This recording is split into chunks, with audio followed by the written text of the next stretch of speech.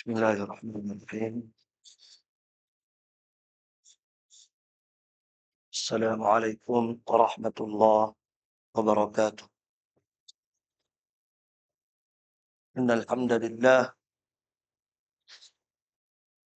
nahmaduhu wa nasta'inuhu wa nastaghfiruh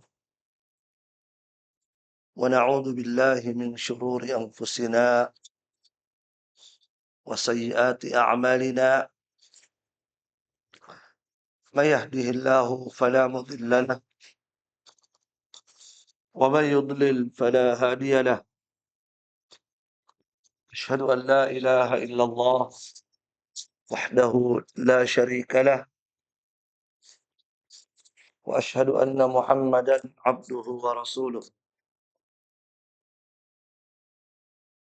Sallallahu alaihi wa ala alihi wa ashabihi wa man tabi'ahum bi ihsanin ila yaumiddin, amma ba'd.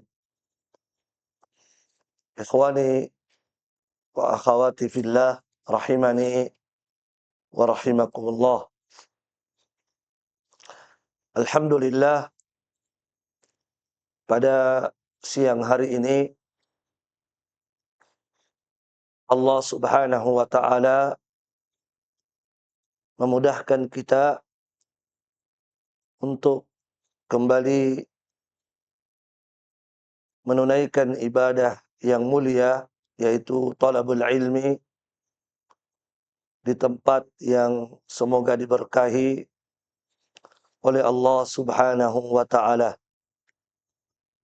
Dan kita akan lanjutkan kajian kita membahas kitab Al-Usul Al-Thalatha karya Al-Syeikh Muhammad bin Abdul Wahhab rahimahullahu ta'ala. Pada pertemuan sebelumnya, alhamdulillah, kita sudah membaca dalil yang disebutkan oleh penulis rahimahullahu ta'ala tentang 4 kewajiban bagi setiap muslim dan muslimah, yaitu berilmu, wajib untuk mempelajari ilmu agama, kemudian mengamalkan, mendakwahkan dan bersabar. Ya, kemudian beliau sebutkan dalilnya, yaitu firman Allah Subhanahu wa ta'ala pada surah Al-Asr. Dan ini sudah kita bahas surah ini pada pertemuan sebelumnya. Kemudian setelah itu Asy-Syaikh Muhammad bin Abdul Wahhab rahimahullahu ta'ala berkata, ya, qala Asy-Syafi'i rahimahullahu ta'ala, berkata Asy-Syafi'i, semoga Allah merahmati beliau. Asy-Syafi'i yang dimaksud adalah Al-Imam Asy-Syafi'i al-ma'ruf, ya, min ulama'i al-madahib al-arba'ah, salah satu ulama madhab yang 4. Ya, namanya adalah Muhammad bin Idris. Namanya beliau adalah Muhammad bin Idris. Ya, kunyahnya adalah Abu Abdillah. Dan semua imam madhab yang 4, Imam Abu Hanifah, Imam Malik, Imam Ahmad, Imam Asy-Syafi'i, keempat-empatnya kunyahnya adalah Abu Abdillah. Semuanya kunyahnya Abu Abdillah kecuali Abu Hanifah. Ya, 4 imam madhab kunyahnya adalah Abu Abdillah kecuali Al-Imam Abu Hanifah. Ya, adapun Abu Hanifah, kunyahnya Abu Hanifah, ya. Ya, kunyahnya adalah Abu Hanifah. Namanya Nu'man ibnu Thabit. Kalau Abu Hanifah namanya Nu'man ibnu Thabit. Tetapi Al-Imam Abu Hanifah lebih masyhur dengan kunyahnya daripada namanya. Adapun Al-Imam Asy-Syafi'i, ya, itu ya, bukan kunyahnya yang masyhur. Taib. Al-Imam Asy-Syafi'i Abu Abdullah Muhammad bin Idris rahimahullahu taala, ya, beliau berkata tentang surah Al-Asr. Apa kata beliau? "Law ma anzalallahu hujjatan ala khalqihi illa hadhihi surah lakafathum." Seandainya Allah Subhanahu wa taala tidak menurunkan hujjah kepada makhluknya kecuali satu surah ini, maka sudah mencukupi mereka. Satu surah ini sudah mencukupi seluruh makhluk. Ya. Ini komentar beliau tentang surah Wal Asr. Ya, menunjukkan agungnya surah Al-Asr. Hebatnya surah Al-Asr. Sampai-sampai Al-Imam Syafi'i mengatakan, jika seandainya Allah Subhanahu wa taala tidak menurunkan kepada makhluknya Al-Quran kecuali surah ini saja, satu surah ini saja, maka kata beliau ini sudah cukup. Ini sudah cukup sebenarnya. Barakallahu fikum. Ya. Apa maksud ucapan beliau ini? Apa makna, apa yang diinginkan oleh beliau di sini? Ya. Kata Syekh Ibn Utsaimin rahimahullahu taala dalam syarahnya, muraduhu rahimahullah, yang diinginkan oleh beliau rahimahullah, anna hadhihi surata kafiyatun. Sesungguhnya satu surah ini cukup. Apanya yang cukup? Kata beliau, cukup fil hassi ala tamassuki bidinillah. Cukup untuk memotivasi. Itu maksudnya. Jadi satu surah ini sudah cukup sebagai motivasi, ya, kepada hamba untuk berpegang teguh dengan agama Allah. Ini satu surah ini sudah cukup, ya, sebagai motivasi, ya, cukup untuk memotivasi hamba makhluk untuk berpegang teguh dengan agama Allah Subhanahu wa taala. Dengan apa dia berpegang teguh? Dengan iman, bil iman, wal amal salih, dengan amal saleh, wa da'wati ila Allah, dengan berdakwah di jalan Allah, was sabri ala dzalik, dan bersabar di atas itu. Nah, ini maksud beliau, ya. Jadi maksud Al-Imam Syafi'i adalah bahwa satu surah ini sebenarnya sudah sangat cukup untuk memotivasi, untuk menyemangati, untuk mendorong hamba berpegang teguh dengan agama Allah Subhanahu wa taala dengan cara apa? Beriman, beramal, dan berdakwah serta bersabar. Ya, sudah cukup sekali kata beliau. Ya, sebab di surah Al-Asr ini disebutkan memang, ya, bagaimana cara supaya agama itu kokoh, ya, dan terbebas dari kerugian, terbebas dari kebinasaan. Ya, maka siapa yang mengamalkan ini, maka dia akan kuat di atas agama, ya, dan selamat dari kerugian. Ya, maka kata beliau ini cukup sebenarnya untuk memotivasi, menyemangati hamba untuk tamassuk, berpegang kuat dengan agama Allah Subhanahu wa taala. Baik. Nah, walaysa muraduhu anna hadhihi as-surata kafiyatun lil khalqi fi jami'i syariah. Bukan maksud beliau di sini bahwasanya surah ini, satu surah ini sudah cukup bagi makhluk untuk seluruh syariat. Bukan itu maksudnya. Ya, karena di surah Al-Asr ini tidak disebutkan apa? Tidak disebutkan rincian-rincian syariat. Tidak ada wudu, tidak ada sholat, tidak ada ini, ya kan begitu. Ya, tidak ada penyebutan seluruh syariat. Jelas ya? Ya itu. Makanya bukan maksud beliau bahwa satu surah ini sudah cukup bagi makhluk. Ya, tidak perlu ada surah yang lain. Bukan begitu maksudnya ya. Ya, tapi maksud beliau adalah cukup untuk memotivasi. Cukup sebagai motivasi, cukup sebagai targhib. Ya.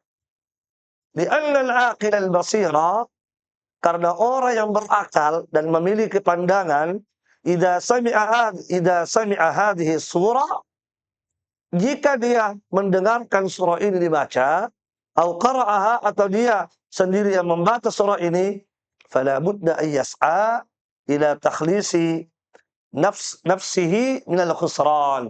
Maka pasti dia akan berusaha untuk membebaskan dirinya dari kerugian. Wa dzalika bittisafihi, dengan cara bersifat dengan sifat yang disebutkan pada surah Al-Asr ini. Nah, itu keterangan dari Syekh Ibnu Utsaimin rahimahullahu taala. Ya. Jelas ya? Jadi maksud Al-Imam Syafi'i mengatakan tadi, "Law ma anzalallahu hujjatan ala khalqihi illa hadhihi surah lakafatuhum." Ya, seandainya Allah tidak menurunkan ya kepada makhluknya satu hujjah kecuali satu surah ini saja, maka ini surah sudah cukup. Cukup apa tadi? Cukup untuk memotivasi hamba, menyemangati hamba ya untuk selalu berpegang kuat dengan agama Allah Subhanahu wa taala. Ya. Sebab kata Syekh tadi, orang yang berakal dan memiliki pandangan yang luas ketika dia membaca ayat ini, surah ini, atau mendengarkan surah ini dibaca, maka pasti dia akan berusaha untuk membebaskan dirinya dari segala bentuk kerugian. Nah, wallahu alam. Baik. Ya. Kemudian selanjutnya Syekh Muhammad bin Abdul Wahab berkata, wa qala al-Bukhari rahimahullahu taala, dan berkata Al-Imam Al-Bukhari rahimahullah, berkata Al-Imam Al-Bukhari rahimahullahu taala. Ya. Dan ini ucapan Al-Imam Al-Bukhari ini tidak ada kaitannya dengan surah ya. Ya, ini bukan komentar terhadap surah tadi. Ya, yang mengomentar surah tadi adalah Al-Imam Asy-Syafi'i. Ya. Wa qala Al-Bukhari rahimahullahu taala, dan berkata Al-Imam Al-Bukhari rahimahullah. Ya, Al-Imam Al-Bukhari yang dimaksud adalah ya ulama hadis yang ma'ruf ya, Al-Imam Al-Bukhari. Ya, namanya adalah Muhammad bin Ismail. Namanya Al-Bukhari adalah Muhammad bin Ismail. Jadi namanya Muhammad ya, kemudian ayahnya Ismail. Kakeknya Ibrahim.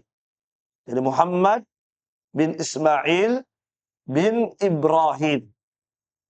Beliau bernama dengan nama Nabi, ayahnya juga bernama dengan nama Nabi, kemudian kakeknya juga bernama dengan nama Nabi Muhammad bin Ismail bin Ibrahim. Iya, Al-Bukhari. Tetapi beliau lebih terkenal dengan nama Al-Imam Al-Bukhari. Lebih dikenal dengan apa? Tempat kelahirannya. Sebab Al-Bukhari nisbah kepada Bukhara. Nisbah kepada Bukhara. Tempat lahirnya beliau. Ya. Rahimahullahu ta'ala. Ya. Al-Imam Al-Bukhari ini. Ayahnya ulama, kakeknya juga ulama. Al-Imam Al-Bukhari ayahnya adalah ulama, kakeknya juga adalah ulama. Ya. Dan ibunya Al-Imam Al-Bukhari adalah wanita yang salihah, abidah. Jadi ibunya Al-Imam Al-Bukhari itu wanita yang salihah dan ahli ibadah. Ahli ibadah. Ya, sampai disebutkan dalam riwayat disebutkan, dalam kisah disebutkan bahwa Al-Imam Al-Bukhari itu dulu sempat matanya buta. Sempat matanya buta. Ya. Tetapi kemudian Allah sembuhkan. Kenapa Allah sembuhkan? Karena sebab ibunya. Sebab doa ibunya dan sebab ibunya sering menangis. Sebab ibunya sering menangis ketika bangun melaksanakan salat malam. Ya, dan di saat itulah beliau berdoa kepada Allah Subhanahu wa taala agar mengembalikan penglihatan Al-Imam Al-Bukhari. Maka besoknya Al-Imam Al-Bukhari bisa kembali melihat. Jadi dikisahkan oleh para ulama sejarah bahwa dulu Al-Imam Al-Bukhari itu buta matanya. Wallahu a'lam bishawab. Baik. Ya. Apa kata Al-Imam Al-Bukhari rahimahullahu taala? Qala babul ilmi qabla al-qawli wal amali. Bab berilmu sebelum berucap dan berbuat. Ini babnya. Beliau membuat bab dalam kitab Sahih Al-Bukhari. Beliau membuat bab itu babul ilmi qabla al-qawli wal amal. Bab berilmu sebelum berucap dan berbuat. Ya. Dan ikhwani wa akhwati fillah rahimani wa rahimakumullah, kalau kita mendapatkan bab-bab yang ada pada Sahih Al-Bukhari, maka bab-bab yang beliau sebutkan di kitab sahihnya itu adalah fikih beliau. Itu adalah fikihnya beliau. Pemahaman beliau, pendapat beliau, pandangan beliau terhadap dalil. Bisa dipaham? Jadi kalau ikhwah dan akhwat sekalian membaca Sahih Bukhari, kemudian membaca bab begini, seperti ini. Babul ilmi qabla al-qawli wal amal. Maka bab itulah pendapatnya Imam Bukhari terhadap dalil. Itulah pemahaman Al-Imam Al-Bukhari dari dalil yang disebutkan pada bab. Jelas ya?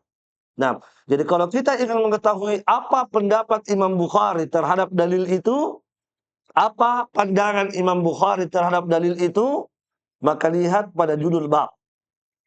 Lihat pada judul bab. Apa yang disebutkan oleh judul bab, itulah pemahaman beliau, pandangan beliau, pendapat beliau terhadap dalil. Bisa dipaham ya? Baik. Nah, beliau berkata, babul ilmi qabla al-qawli wal amal. Bab berilmu dulu. Ya,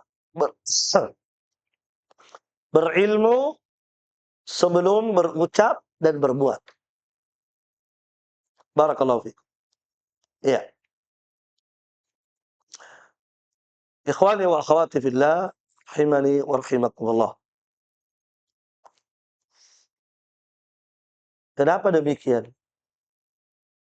Nanti disebutkan dalilnya ya. Apa dalilnya ini? Bahwa dalam beragama, seorang muslim dan muslimah sebelum dia mengucapkan sesuatu, harus dia ilmui dulu. Harus dia pahami dulu apa yang akan dia ucapkan. Sebelum berbuat sesuatu dalam agama ini, beramal sesuatu dalam agama ini, dia harus tahu apa ilmunya, apa dalilnya. Ya. Dan ilmu yang dimaksud di sini dalil. Ya. Sebab kalau kita berbicara ilmu itu adalah Al-Qur'an dan sunnah, itu dalil.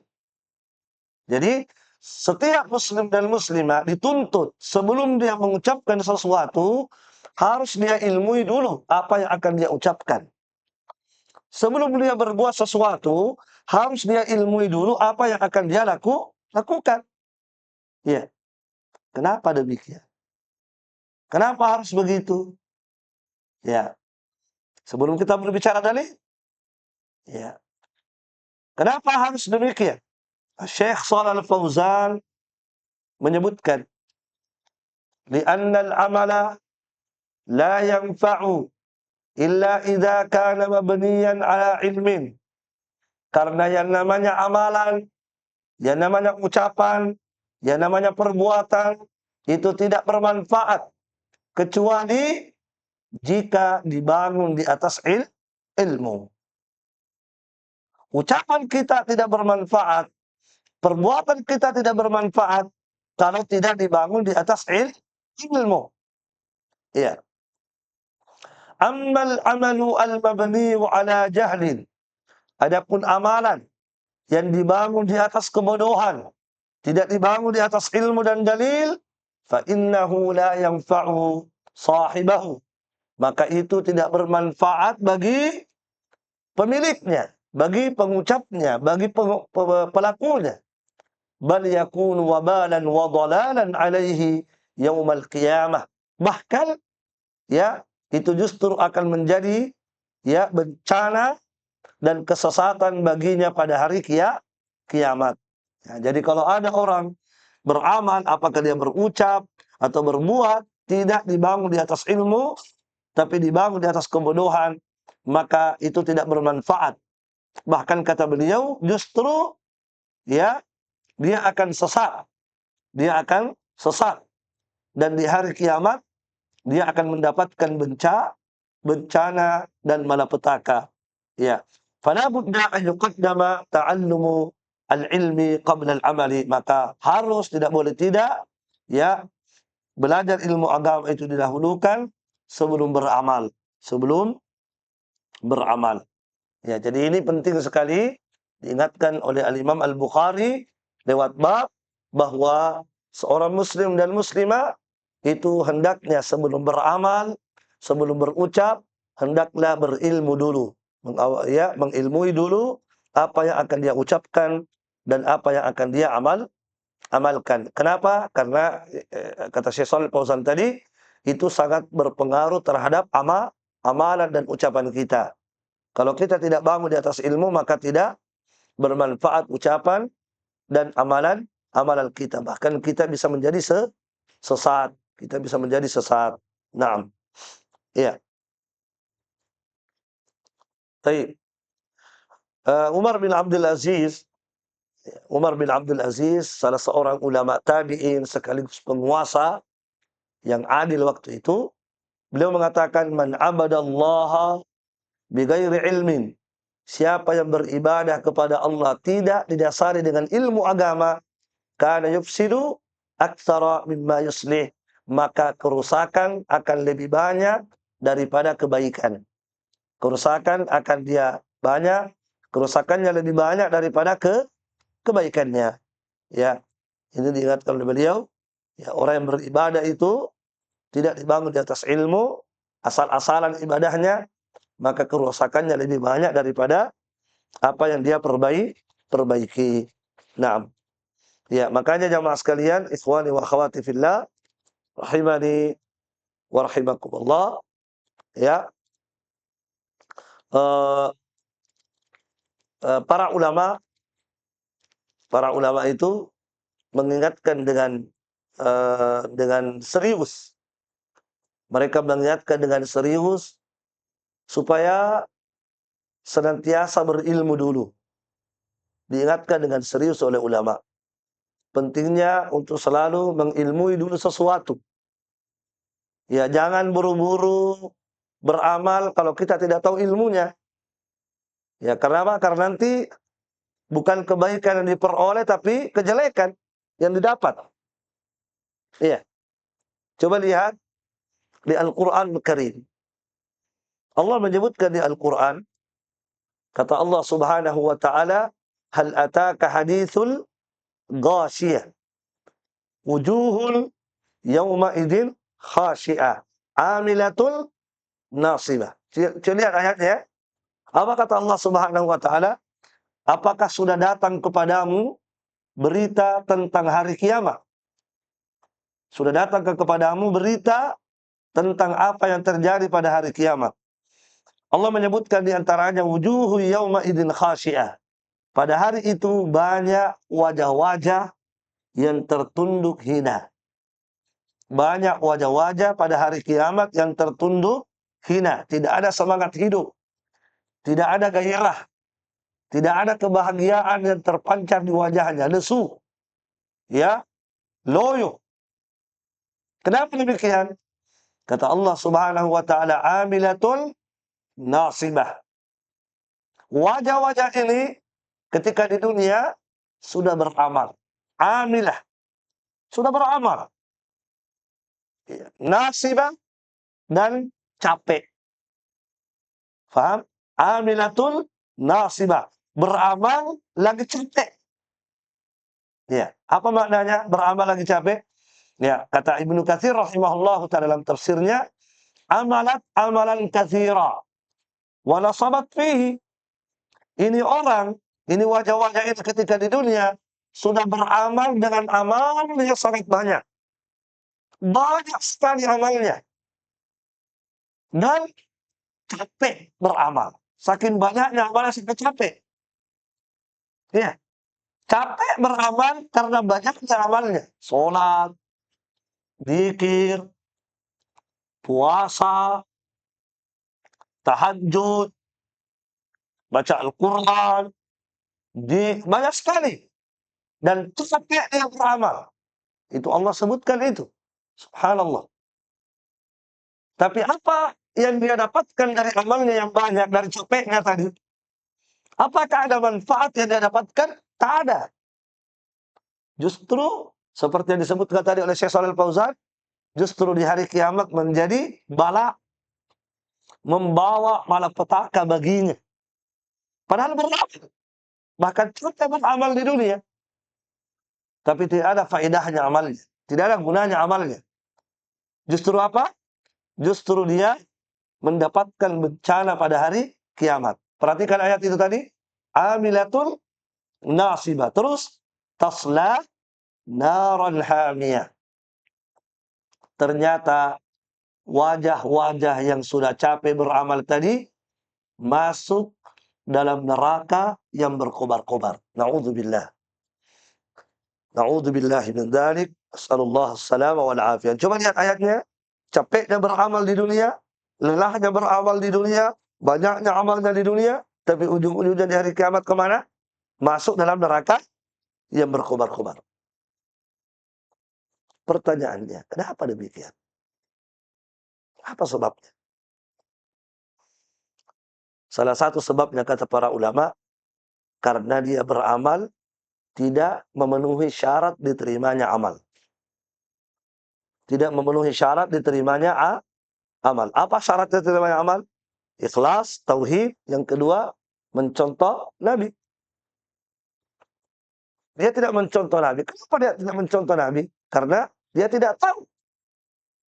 Ya, inilah maksudnya tidak beramal dengan ilmu. Tidak sesuai dengan tuntunan ibadahnya.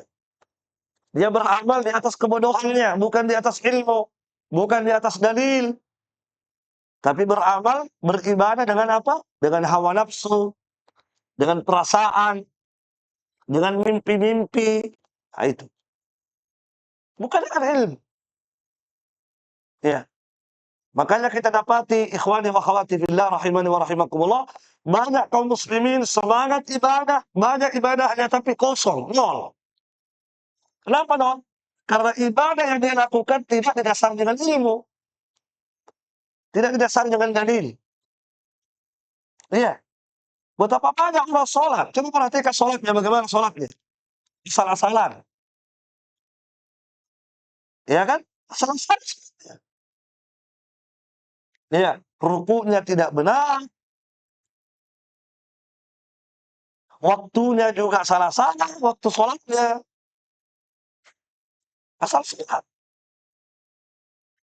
Sholat di atas kebodohan. Bukan di atas ilmu. Iya. Makanya ada orang yang sholat, tapi celaka kan? Fawailun lil musallin. Celaka orang yang sholat. Kenapa? Sholatnya itu tidak dibangun di atas ilmu. Tidak sesuai dengan dalil. Iya. Ada orang disiksa di kubur. Padahal dia sholat. Dia sholat di dunia. Tapi disiksa di alam kubur. Kenapa disiksa di alam kubur? Padahal dia sholat. Disebutkan dalam hadis yang sahih, ada orang dipukul di alam kuburnya, dipukul oleh malaikat, dihantam oleh malaikat di alam kuburnya. Ketika orang itu bertanya kepada malaikat, "Alama jalattumuni?" Kenapa kalian mencambuk saya? Apa salah saya? Maka malaikat mengatakan, "Innaka qad shallaita salatan bighairi tahur. Karena di dunia kamu pernah sholat tidak berwudu. Nah, coba. Sholat tidak berwudu. Berarti sholatnya di atas kebodohan. Dia tidak tahu bahwa kalau sholat harus wudu dulu, harus bersuci dulu. Yang dia pahami yang penting ikhlas. Walaupun tidak berwudu, tidak apa-apa. Itu kan kebodohan namanya. Tidak mengerti ilmu. Tidak belajar tentang ilmu sholat. Apa syurutus sholat? Apa wajibatus sholat? Apa ada arkanus sholat? Apa mustahabat? Dia tidak paham. Asal sholat. Sehingga sholatnya tidak diterima. Orang yang sholat tidak berwudu diterima atau tidak? Tidak diterima walaupun ikhlas. La yakbalullahu salata ahdikum idza ahdatsa hatta yatawadda, kata Nabi. Tidak diterima salatnya kalian kalau dia berhadas sampai dia berwudu. Makanya di antara syurutus shalah adalah at-taharah. Di antara syarat diterimanya ibadah salat adalah bersuci. Iya. Ada orang berzikir. Masya Allah berzikir. Tapi sia-sia zikirnya. Tidak ada gunanya zikirnya, bahkan dia berdosa. Ustaz, adakah orang berdosa berzikir? Berzikir tapi berdosa. Kenapa? Karena zikirnya tidak dibangun di atas ilmu. Banyak orang berzikir di atas kebodohan, dia berzikir. Pakai cara zikir sendiri. Ya. Pakai tarekah. Ya, ikut tarekah gurunya, tarekatnya, ada tarekat namanya. Tarekat Naqsyabandiyah. Ya. Tarekat Naqsyabandiyah buat zikir sendiri. Jadi bukan berzikir dengan ilmu, berzikir di atas hawa, kebodohan. Ikut tarekah gurunya. Apa kata gurunya, itu yang diikuti cara zikir. Tarekat Naqsyabandiyah banyak tarekat-tarekatnya, banyak zikir-zikirnya sesat. Ya kan? Berzikir, tapi berdosa. Kenapa? Karena tidak dengan ilmu. Ya. Ada orang berzikir la ilaha illallah. Ya. Zikirnya sama sekali bid'ah. Bid'ah betul zikirnya. Apakah kalimat zikirnya bid'ah? Cara zikirnya bid'ah? Pokoknya kalimat zikirnya bid'ah, cara zikirnya juga bid'ah. Ada orang berzikir bid'ah kalimatnya. Ya. Apa yang dia baca? Allah. Nah, diulang terus. Allah, Allah, Allah, Allah. Ya kan? Nama-nama. Hu. Allah, Allah, hu. Begitu. Itu kan bid'ah.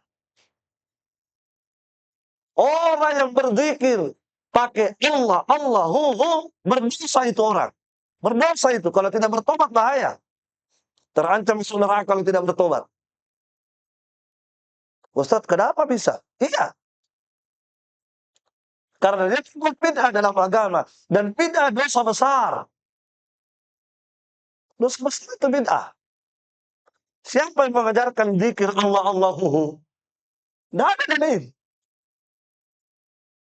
Ilmunya yang dari Nabi, ilmu dari Nabi, kalau berdasarkan ilmu dari Nabi adalah afdalul dzikri la ilaha illallah. Itu hadis Nabi itu.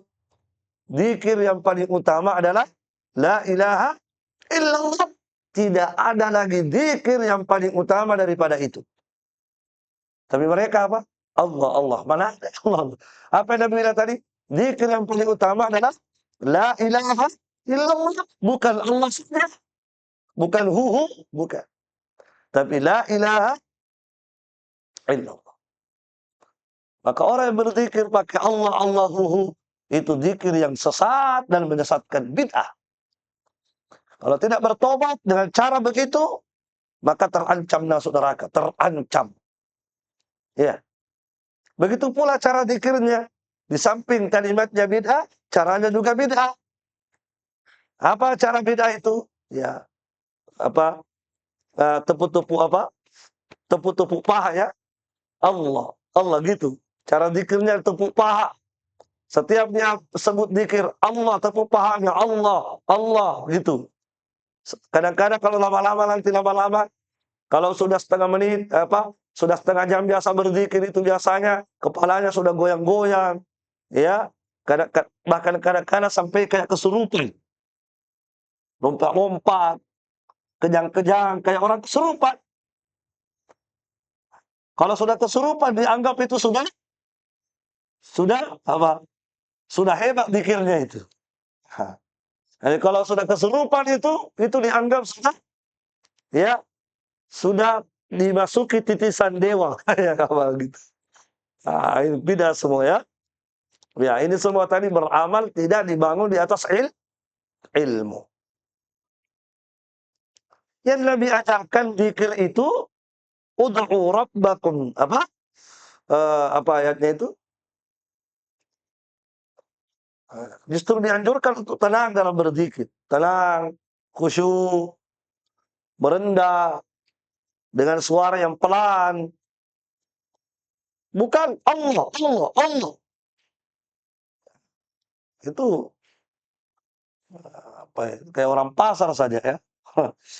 Nah, jadi ikhwani wa akhwati fillah rahimani wa rahimakumullah.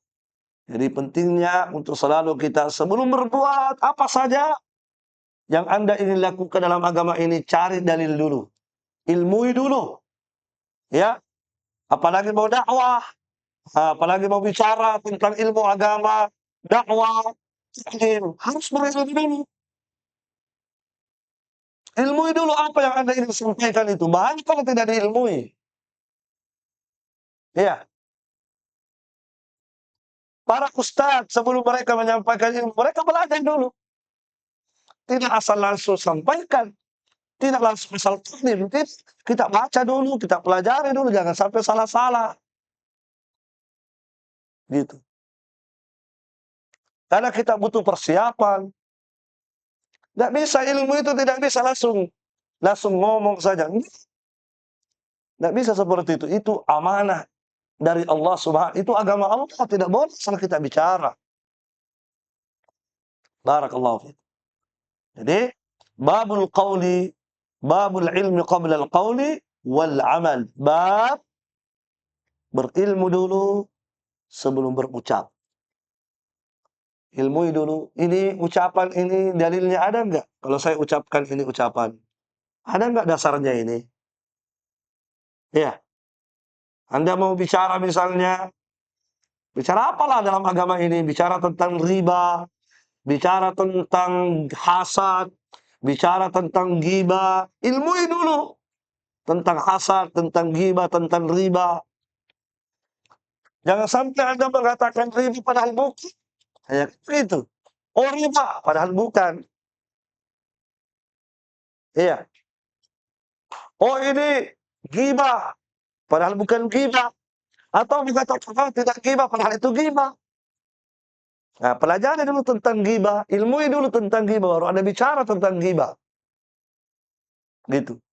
Anda mau berbuat apa gitu, ilmui dulu. Ustaz, saya mau ini bikin acara apa? Acara Ustaz, acara makan-makan ji. Ya, tapi dirangkaikan dengan acara makan-makan Ustaz, tapi dirangkaikan dengan 3 harinya orang tua yang meninggal. Ya kan?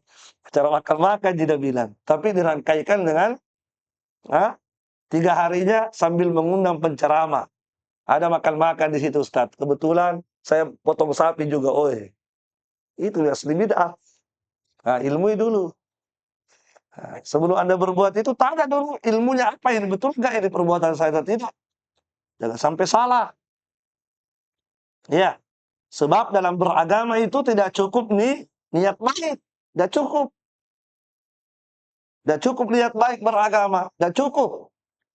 Ya harus apa? Harus ada ilmunya. Apakah perbuatan saya sesuai dengan petunjuk Nabi atau tidak? Ilmui dulu. Betulkah ini petunjuk Nabi atau bukan?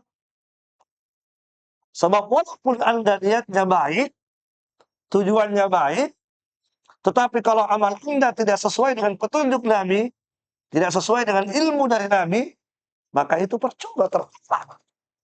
Tidak ada gunanya itu amalan, bahkan Anda bisa berdosa. Anda bisa berdosa.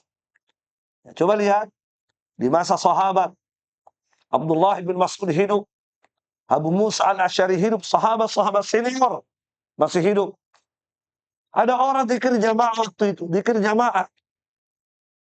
Ya, satu orang memimpin, yang lainnya berzikir, pakai biji-biji, pakai batu-batu.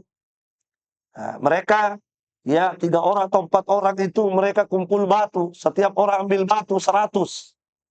Setiap orang ambil batu 100.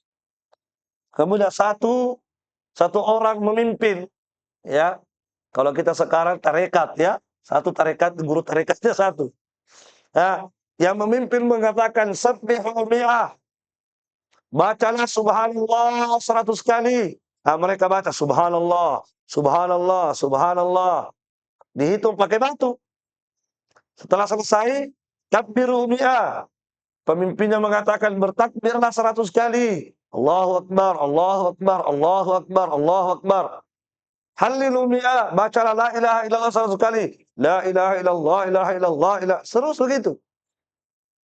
Tiba-tiba lewat sahabat Abdullah, lewat sahabat Abu Musa al-Asy'ari. Ya, lewat sahabat Abu Musa al-Asy'ari. Lihat itu kejadian. Begitu dilihat langsung diingkari. Langsung diingkari. Padahal yang dilihat berzikir loh. Orang yang dilihat berzikir. Tapi langsung diingkari. Kenapa? Karena pemandangan yang dilihat tidak pernah ada di masa Nabi. Dan tidak pernah diajarkan pemandangan zikir seperti itu. Dengan berjamaah. Pakai tas, pakai batu. Ya kan?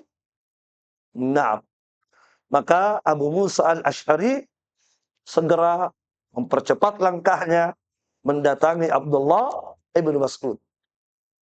Abdullah ibn Mas'ud datangi. Ya.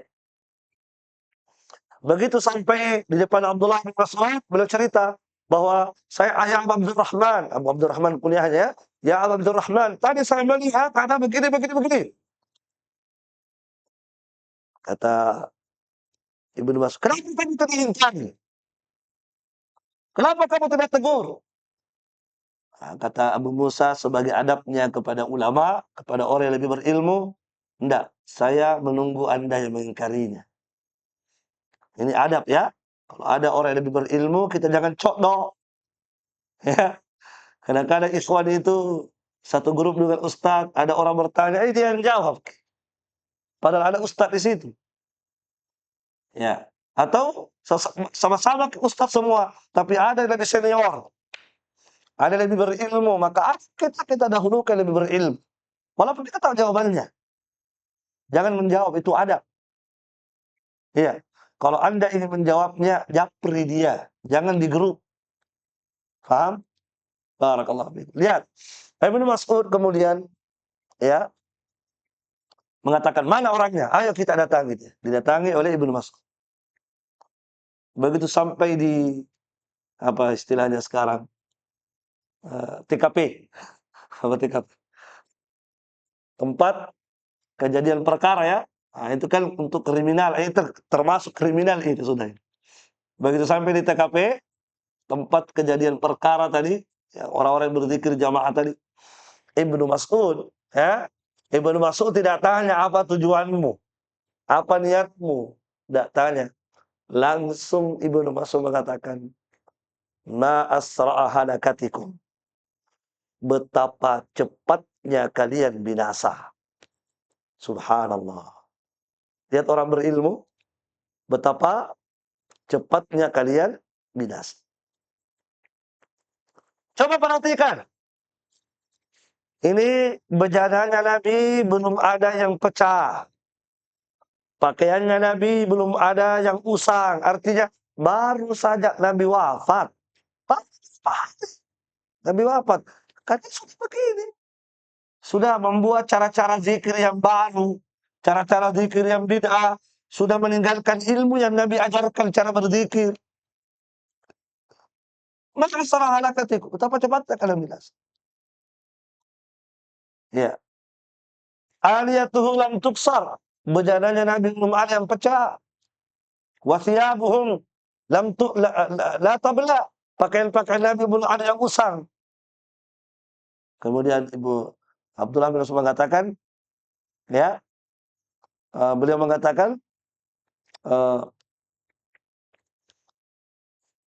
"A'innakum ala millatin ahda min millati Muhammad am annakum muftatihu bab ad-dhalalah?"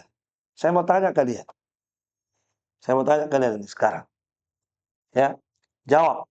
Ya, dua pertanyaan saya. Silakan jawab. Apakah kalian ini semuanya yang berzikir jamaah tadi, apakah kalian ini berada di atas suatu petunjuk yang lebih baik daripada petunjuk Nabi Muhammad? Satu. Ataukah yang kedua, ataukah kalian ini sebenarnya sudah membuka pintu-pintu kesesatan? Pertanyaan saya dua itu. Jawab salah satunya ya. Apakah kalian ini di atas petunjuk yang lebih baik daripada petunjuk Nabi Muhammad, atau kalian ini sebenarnya sudah membuka pintu-pintu kesesatan? Suruh jawab itu. Nah, kira-kira apa kata mereka waktu itu? Jawab yang mana? Hah? Hah? Apapun yang dia jawab, maka bumerang bagi mereka. Kenapa? Kalau dia menjawab yang pertama, apa yang pertama pertanyaannya tadi? Kalian ini berada di atas agama yang lebih baik, petunjuk yang lebih baik, atau Muhammad yang lebih baik? Kalau dia jawab itu, kalau dia mengatakan saya lebih baik, bagaimana? Kafir, dia bisa kafir. Kalau ada orang meyakini ajarannya lebih baik daripada ajaran Muhammad, kafir. Tapi kalau dia mengatakan Muhammad lebih baik, maka langsung dibalik. Kalau begitu, kenapa kamu lakukan yang Nabi tidak lakukan? Kenapa kamu tidak kerjakan yang Nabi lakukan? Ya, itu kan lebih baik. Muhammad tidak mengajarkan kepadamu zikir berjamaah. Nabi Muhammad tidak pernah mengajari sahabat cara zikir begini. Faham? Nah, maka kalau begitu mereka, yang kedua, mereka tidak mungkin menjawab, kalau begitu saya pembuka pintu kesesatan. Iya, jadi sebenarnya mereka itu adalah pembuka pintu-pintu kesesatan. Ketika mereka disodori dua pertanyaan tadi, karena mereka tidak mungkin menjawabnya, akhirnya mereka pakai apa? Mereka ngeles. Nah, ini biasa ahli bidah begitu, ngeles. Kalau sudah Kalau sudah terpojok, terdesak, ngeles. Apa kata dia? Ya Aba Abdurrahman, ma aradna illa khair. Wahai Abu Abdurrahman, tidak ada yang kami inginkan kecuali kebaikan. Maksud kami baik. Kami lakukan ini kebaikan yang kami inginkan. Dan tujuan kami baik. Yang kami lakukan baik dan tujuan kami baik, niat kami baik. Paham? Nah, itu alasannya. Jadi alasannya apa? Alasannya kami melakukan ini niatnya baik. Supaya apa? Supaya semangat, Ki. Kalau kita sendiri-sendiri ngantuk. Tapi kalau kita berjamaah begini semangat. Kemudian yang kami lakukan juga baik karena zikir. Yang kami baca zikir. Ya. Tasbih, takbir, tahmid. Maka Ibnu Mas'ud menjawab, wa kam min muridin lil khairi la yusibah. Betapa banyak orang menginginkan kebaikan tapi dia tidak mendapatkannya. Kenapa? Karena jalan yang dia tempuh salah. Banyak orang ingin kebaikan tapi dia tidak mendapatkan kebaikan. Kenapa? Karena jalannya salah. Betapa banyak orang ingin masuk surga tapi dia tidak masuk surga. Kenapa? Karena jalan yang ditempuh justru jalan masuk neraka. Dia ingin masuk surga baru pergi minum ballo. Gimana cara kamu masuk surga? Dia ingin masuk surga berbuat bid'ah. Ya tidak. Tidak mungkin orang masuk surga kalau bid'ah. Dia ingin masuk surga tapi pergi berbuat syirik. Sementara niatnya bagus. Niatnya saya ikhlas bagus, Ustaz. Saya ikhlas kok. Niat saya bagus. Niat saya bagus mencuri, Ustaz. Saya ingin kasih orang-orang miskin kodong itu. Saya mencuri, niat saya bagus. Saya curi sandalnya orang-orang kaya. Untuk memberikan sandal kepada orang-orang miskin yang tidak punya sandal. Niat saya bagus. Tapi caranya salah. Ya. Betapa banyak orang ingin masuk surga tapi dia tidak bisa masuk. Kenapa? Karena jalan yang ditempuh salah.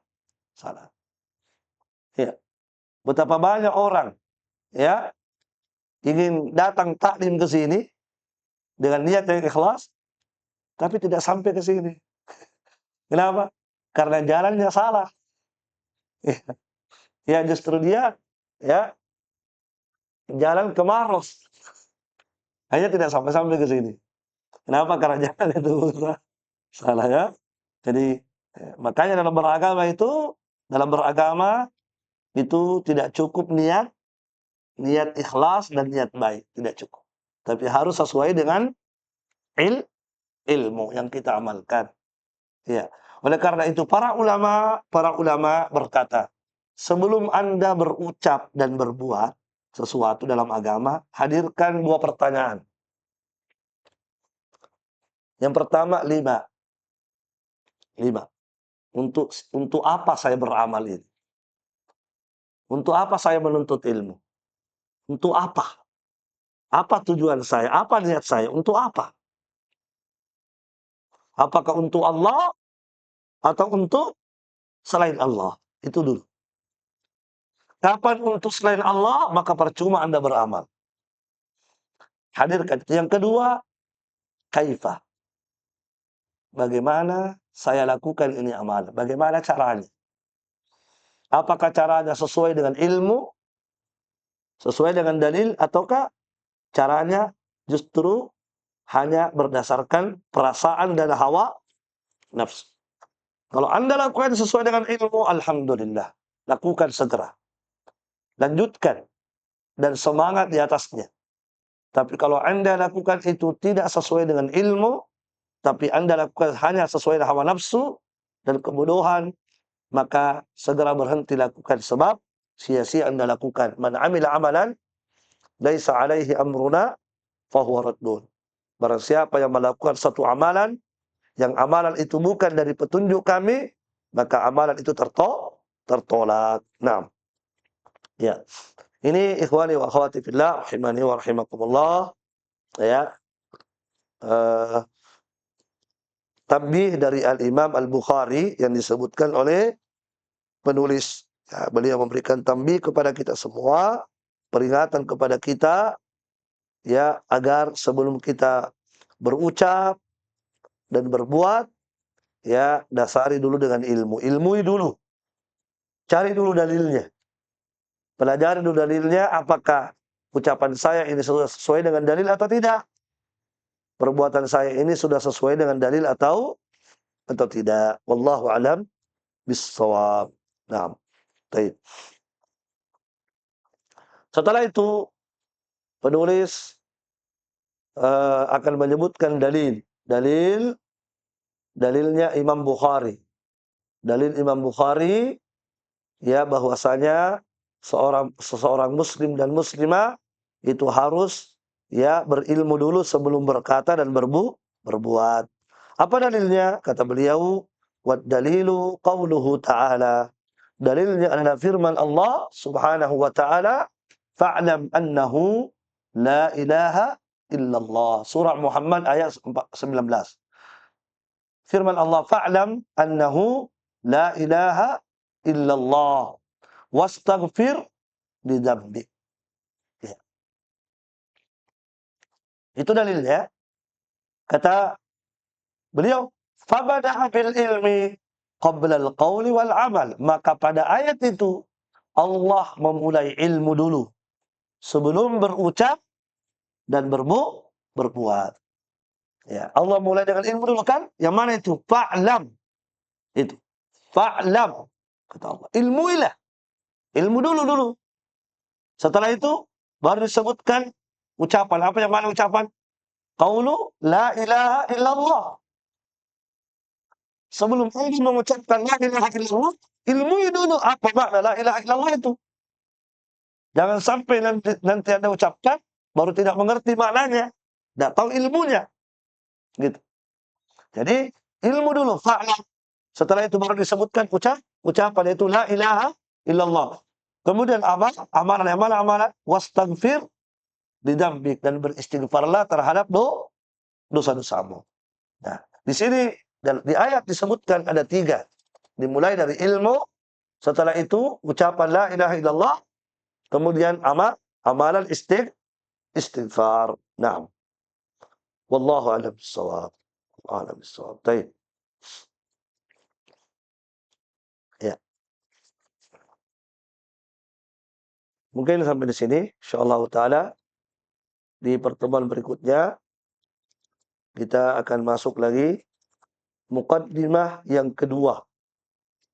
Ya, ini jadi sebelum masuk inti pembahasan, ya, usulul salasa, 3 landasan pokok yang wajib diketahui oleh muslim dan muslimah. Penulis menyebutkan beberapa muqaddimah, ya. Muqaddimah yang pertama sudah selesai. Yang mana itu muqaddimah yang pertama? I'lam rahimakallah annahu yajibu alaina, ya, ta'allumu arba'i masail. Al-ula al-ilmu, ya, itu muqaddimah yang pertama. Muqaddimah yang kedua ini nanti. I'lam rahimakallah annahu yajibu ala kulli muslimin wa muslimatin ta'allumu hadhil masail wal amalu bihinna. Ini akan kita bahas pada pertemuan berikutnya. Nah, wallahu a'lam bissawab. Wallahu a'lam bissawab. Baik. Aktafi.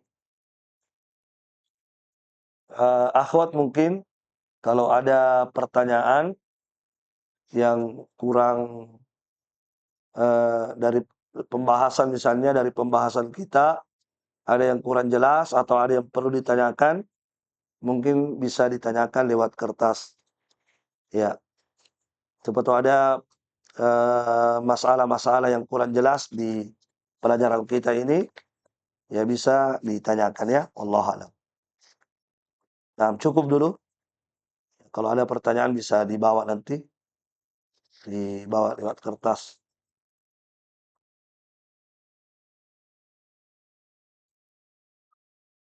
Baik. Subhanakallahumma bihamdik. Asyhadu an la ilaha illa anta.